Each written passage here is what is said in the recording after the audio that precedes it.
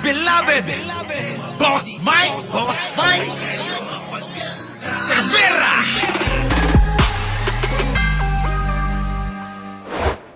Wala to yung kay Bulat niya. Pulo mo, ano ba? You know, we're Filipinos eh. We want Filipino food. So, pumayat. So, yun, medyo naapektuhan ako. But other than that, kasi may naniniwala ako na wala talagang kaso yung tatay ko. O, kita nyo mga kababayan, naniniwala pa rin siya hanggang ngayon, etong si Baste, na wala daw kaso yung tatay niya. Gusto nilang ipahatid sa tao na gawa-gawa lang yung mga kaso. Yung mga ebidensya na hawak-hawak ng korte ng ICC, parang gustong sabihin ni Baste, napagkamalan lang yung tatay ko. Kung may napagkamalan mga kababayan sa isip ni Baste, yung mga pinatay ng tatay mo. Hindi yung tatay mo pinagkamalan dito, Baste. Ano ba? Sabi nga ni Kainaro, ang daming pinagdaanan yan bago lumabas yung warrant noon. Di ba? Sabi ni Kainaro, napakaraming proseso, yung aaralin lahat ng ebidensya, magkakaroon ng panibago pa na gagawin o sistema para magkaroon at magpalabas ng warrant laban sa tatay mo na mamamatay tao. Pero yung naratibo nila, hindi daw. Kinidnap lang daw. Gawa-gawa daw ni Pangulong Bongbong. Sabi nga ni Pangulo, ano pang kinalaman ko dyan? Hindi naman ako kasama nung nanggahasa yung tatay mo. Hindi naman kasama si Pangulong Bongbong nung pumatay ng tao. Hindi naman kasama si Pangulong Bongbong nung nan-torture ng biktima niya. Hindi po ba? Yan. Bakit ngayon pinag-duduldulan ninyo na si Pangulong Bongbong ang may kasalanan? Ganyan yung naratibo na gusto nilang isiksik sa mga uto-uto, tatanga-tangat mangmang na mga taga-suporta nila. So I know, sooner or later is going out. He has to go out. Wala man silang, tama mo yung sinabi niya. Wala silang reason to keep him there. No, kita mo. Kasi yung, Wala daw reason, tangina nyo. Ang gawin mo, Baste, antayin mo. Antayin mo yung September ilalabas yung mga dokumento na magpapatunay yung tatay mo, lahat totoo. Yung binibintang sa kanya. Ang tanga-tanga nito. Ewan ko ba dyan sa mga taga Davao, binoto nyo to? Pare-pares kayong bobo. Bumoto kayo ng ganito. Ito. Sa bagay, binoto nyo nga si Sara. Nuknukan talaga kayo ng mga tanga, ano?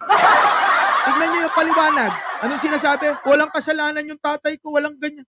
Ano yung mga taga-ICC?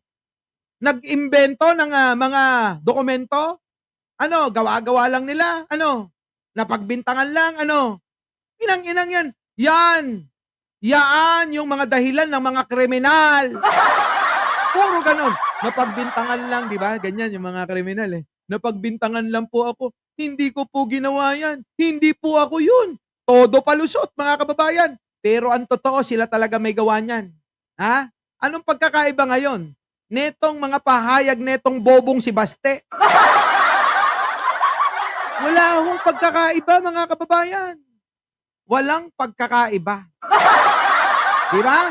Yan. Unawain nyo lang hong maigi, mga kababayan. Yung kanyang pahayag na walang kasalanan Eka. Kaya sooner or later, lalabas din yan. Hindi na nga makakalabas.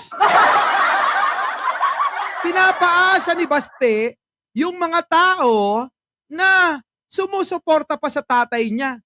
Mga kababayan, hindi na nga makakalabas kahit ipapitpit pa yung betlog niya. Baste, kahit pa ipapitpit mo yung betlog mo dyan, hindi na makakalaya yan. Kahit itaga mo yan sa ulo ni Bato, wala. Uray, aglabos-labos kag palaod, agpadaya, agpamyanan, agpagbagatan, awan latang. Diba? Ito naman eh. Kahit po ito, magtatakbo sa kabuuan ng Netherlands, ng Hubotobad, hindi ho makakalabas na ho yung tatay niya. Yung tatay nga niya alam eh. 'Di ba? Yung tatay mo basta alam niya na hindi na siya makakalabas.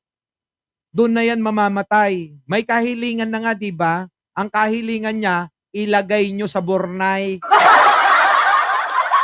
Ilagay nyo yung abo niya, sunugin nyo siya, para pagkatapos ilagay sa Bornay. Ang aking suggestion mga kababayan, baka hindi sundin ng mga pinagbilinan, sunugin nyo na ng buhay yung tatay nyo.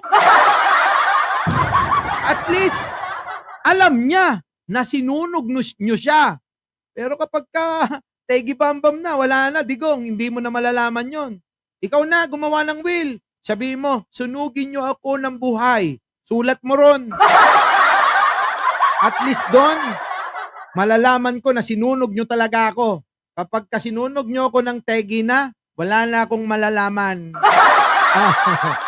Digong, payo ko lang yan.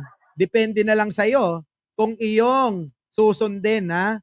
At papayagan naman nila. Di ba mga kababayan? Grabe to mga ito. Matindi, no? Antitindi. So mga kababayan, paano ba yan?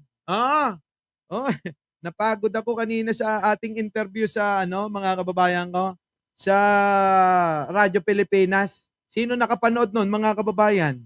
Radyo Pilipinas, number 1.